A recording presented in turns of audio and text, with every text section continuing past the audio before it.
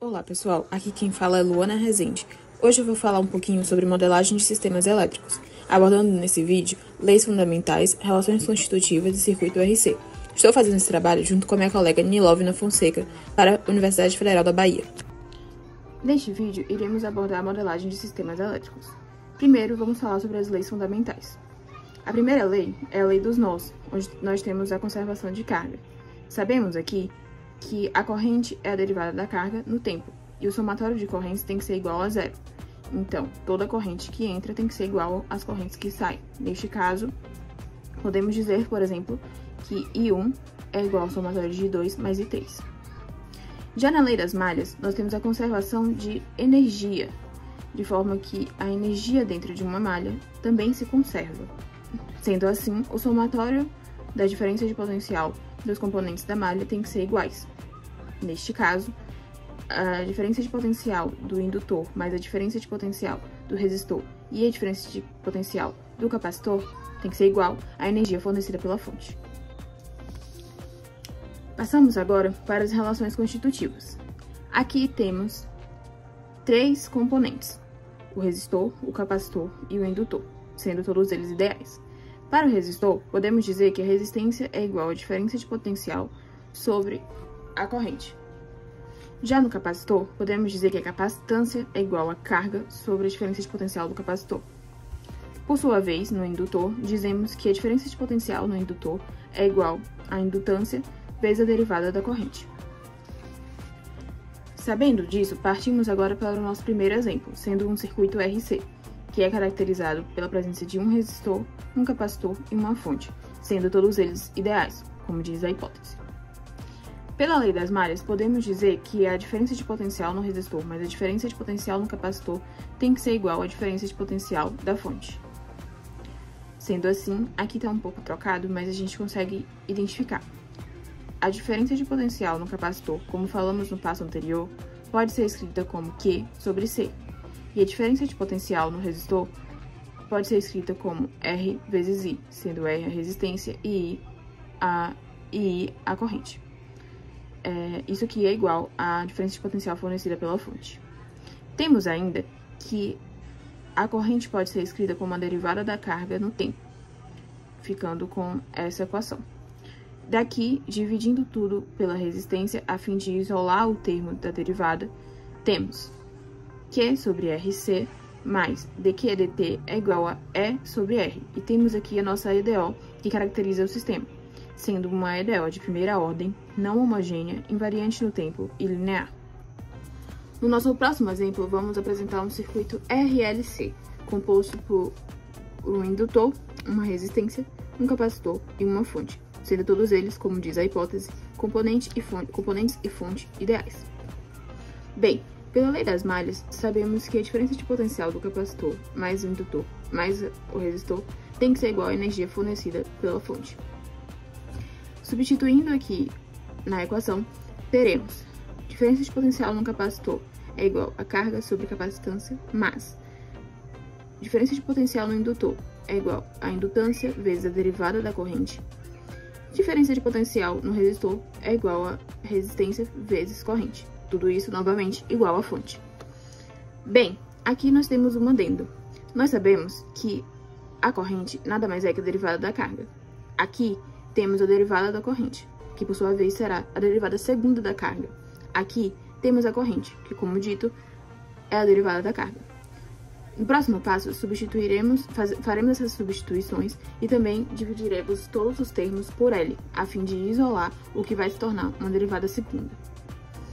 Bom, aqui temos carga sobre indutância vezes capacitância, mais a derivada segunda da carga, mais resistência sobre indutância vezes a derivada da carga, que tem que ser igual à diferença de potencial fornecida pela fonte sobre a indutância.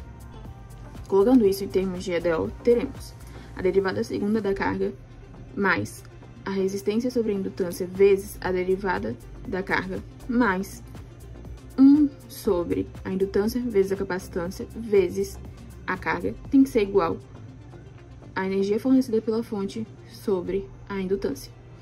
Aqui nós temos uma EDO não homogênea, de segunda ordem, invariante no tempo e linear. Partimos agora para um circuito um pouco diferente. Nesse circuito temos 2 resistores e, por consequência, 2 malhas. Aqui contamos também com o capacitor e com a fonte, sendo todos os componentes e a fonte ideais. Como estão sobre os mesmos nós, os resistores têm a mesma diferença de potencial. E sabemos também que o somatório de correntes que saem tem que ser igual à corrente que entra. Então, I de T tem que ser igual a I1 mais I2, pela lei dos nós. Podemos dizer também que aqui teremos uma resistência equivalente, caracterizada por 2 resistores em paralelo. Assim, 1 sobre REC é igual a 1 sobre R1 mais 1 sobre R2, resultando que REC é R1 vezes R2 sobre R1 mais R2. Bem, agora nós temos o circuito equivalente, composto pela fonte, a resistência equivalente e o capacitor. Sabemos que VR mais VC tem que ser igual à energia fornecida pela fonte. Então, REC vezes I mais Q sobre C é igual à energia fornecida pela fonte. Aqui nada mais fizemos que substituir pelas equações equivalentes da diferença de potencial no resistor e a diferença de potencial no capacitor. Aqui substituímos REC pela fórmula que achamos lá em cima. Então, R1, R2 sobre R1 mais R2 vezes I mais Q sobre C igual a E. Desta vez, substituiremos I pela derivada da carga sobre a derivada do tempo. E também dividiremos toda a equação pela resistência equivalente. Neste caso, aqui eu multiplico pelo inverso da resistência equivalente. Bom, nós aqui isolamos a derivada da carga, nada mais fazendo do que mandando este termo para o outro lado. E agora nós ficamos com dQ dt, isolamos E menos QC vezes a resistência equivalente. E agora escrevemos desta forma para ficar mais visível. dQ dt é igual a E, que nada mais é do que a energia fornecida pela fonte, menos carga sobre capacitância, que multiplica 1 sobre resistência 1, que por sua vez multiplica 1 mais R1 sobre R2. Temos agora nosso último exemplo, que é o circuito RC com 2 malhas e 2 capacitores.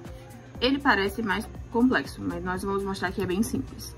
Primeiramente, como hipótese, nós temos que fonte e componentes são ideais. Nós sabemos que I1 é igual a capacitância vezes dVc1 sobre dt, que nada mais é do que a corrente no capacitor 1. E I2 de forma semelhante. Pela lei dos nós, sabemos que I de t é igual a I1 mais I2. Bom, aqui utilizaremos também a lei das malhas. Então, sabemos que Vc1, que é a diferença de potencial no capacitor 1, mais R1 vezes I1, que é a diferença de potencial no resistor 1, tem que ser igual à energia fornecida pela fonte. Temos aqui, então, Vc1 mais R1, que multiplica C1 dVc1 dt, que nada mais é do que a corrente I1, que nós achamos aqui em cima, é igual à energia fornecida pela fonte. De forma semelhante, escrevemos para a malha 2. Assim, isolando o termo da derivada, temos dVc1 sobre dt mais 1 sobre R1C1 vezes Vc1 é igual à diferença de potencial fornecida pela fonte sobre R1C1, e de forma semelhante para a malha 2, sendo essas 2 equações diferenciais ordinárias, de primeira ordem, invariantes no tempo, lineares e não homogêneas.